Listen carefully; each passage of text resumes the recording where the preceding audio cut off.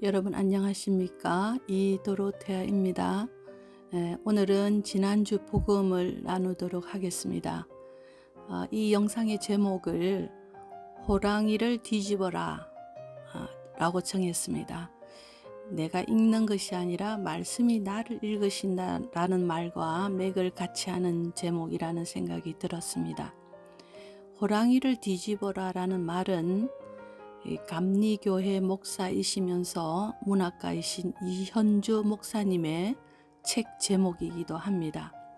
이현주 목사님은 개신교와 가톨릭과 함께 성경을 번역한 공동 번역 성경을 번역하시는데 참여하신 성경학자이시기도 합니다.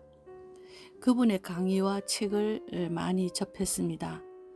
이 제목으로 나누고 싶었던 것은 지난 주일 10월 1일 또 9월 24일 복음 때문입니다.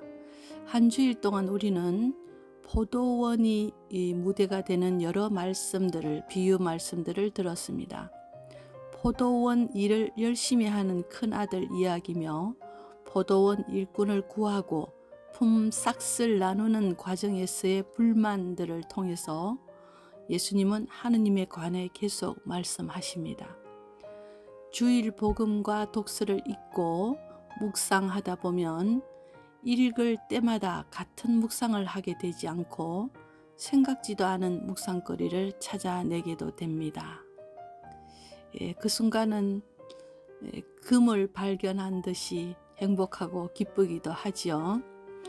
너무나 신선하고 새로운 묵상이라 혼자 은근히 신나기도 하는데, 사실 알고 보니 과거 교부들이나 교황님들의 서신이나 또 신부님들의 강론 등에서 이미 전해지고 있었다는 것을 알게 되면 코헬렛, 과거의 전도서라고 했죠. 코헬렛 1장 9절의 말씀처럼 하늘 아래, 태양 아래 새로운 것은 없다라는 것을 다시 한번 깨닫는답니다.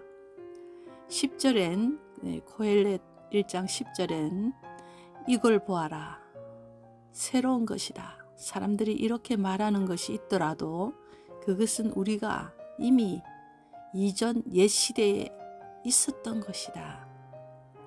저는 공부를 하면서 새로운 아이디어가 떠오를 때 짧은 기쁨을 얻는 것으로 굉장히 만족합니다.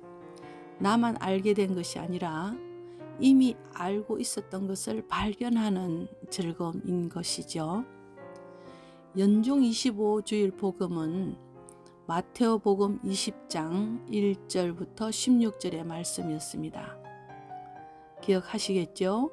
이른 아침에 와서 일한 일꾼과 9시, 12시, 오후 3시, 그리고 오후 5시에 각각 일꾼으로 뽑힌 사람들이 하필 임금을 지급받을 때 맨 마지막에 온 일꾼부터 1데나리온, 지금으로 말하면 하루 일당입니다. 1데나리온을 주는 모습을 본 다른 일꾼들은 그럼 저 사람보다 일찍 온 나는 1데나리온보다는 더 받겠구나 하고 생각했다가 예당초 합의했던 1데나리온을 주는 것을 보고는 투덜거리는 장면입니다. 지금은 오후 6시. 저 사람은 1시간밖에 일하지 않았고 우리는 떼약볕 아래에서 온종일 고생한 것이 아닌가. 맞는 말이죠. 그럴 수 있겠습니다. 그런데 우리가 이 복음을 읽거나 미사 중에 들었을 때 깜빡 놓친 것이 있었습니다. 지금까지 이 복음이 선포되는 미사마다 거의 비슷한 강론을 들었고 저도 그렇게 묵상했습니다.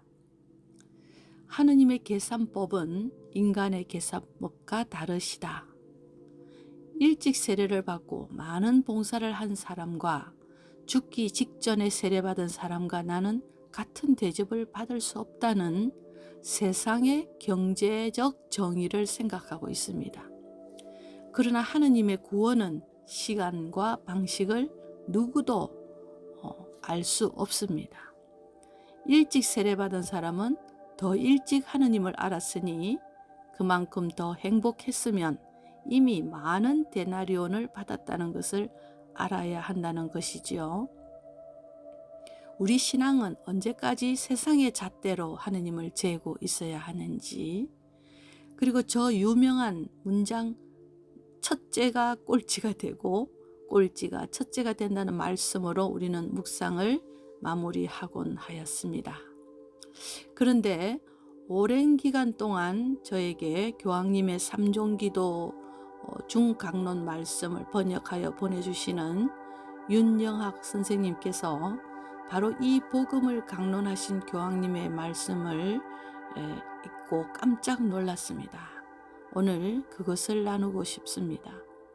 먼저 우리는 저 마테오복음 20장 1절부터 읽을 때 가장 중요한 구절을 흘려 듣기가 쉽습니다. 마테오는 틀림없이 이 말씀의 방향을 미리 말하였습니다. 이 말씀은 투덜거리는 일꾼의 이야기가 아니라 1절에서 이렇게 정확하게 말하고 있습니다. 하늘나라는 자기 포도밭에서 일할 일꾼들을 사려고 이른 아침에 집을 나선 밭 임자와 같다. 자, 밭 임자에 관한 말씀이라는 것을 먼저 제시하고 있었습니다. 우리의 의식은 일꾼이 아니라 포도원 주인의 입장이 되어 봐야 합니다. 이제 교황님의 강론을 정리하고 또 그 정리에 제 생각을 담아서 나누겠습니다. 포도원 주인은 새벽부터 저녁까지 일꾼들을 부르러 나갑니다. 그리고 부당한 조치로 보일 수 있지만 이 비유는 임금 기준 관점으로 읽어서는 안 됩니다. 하느님의 기준을 우리에게 보여주려고 하는 것입니다. 하느님께서는 우리의 공을 따지지 않으시고 우리 모두를 자녀로 사랑하십니다. 여기에서 두 가지의 하느님의 행동을 더 면밀히 살펴봅시다. 먼저 하느님은 우리를 부르기 위해 매 시간 나가신다는 것입니다. 해가 질 때까지 여러 번 나가십니다. 마지막까지 아무도 데려가지 않는 사람까지 찾으려고 여러 번 나가셨습니다. 하루 종일 노동한 사람이 아니라 하루 종일 지치지 않고 집을 나선 하느님이시라는 것을 이해해야 합니다. 하느님은 이런 분이십니다. 하느님은 당신께로 부르시기 위해 우리의 노력을 기다리지 않으시고 그분이 우리를 찾아 나서시는 분입니다. 당신이 우리를 찾아 나서시기 전에 우리의 장점이나 필요성이나 효율성을 따지지 않고 조사도 하지 않습니다. 좀 늦게 응답해도 포기하지 않으십니다. 그러나 당신이 주도권을 잡고 우리에게 당신의 사랑을 보여주시기 위해서 예수님을 통해서 우리에게 당신이 나오셨습니다. 새벽부터 저녁까지. 그리고 하느님은 하루 중 모든 시간에 우리를 찾으셨습니다. 하느님의 마음에는 결코 너무 늦음이 없으십니다. 항상 기다리고 계십니다. 항상 찾고 계십니다.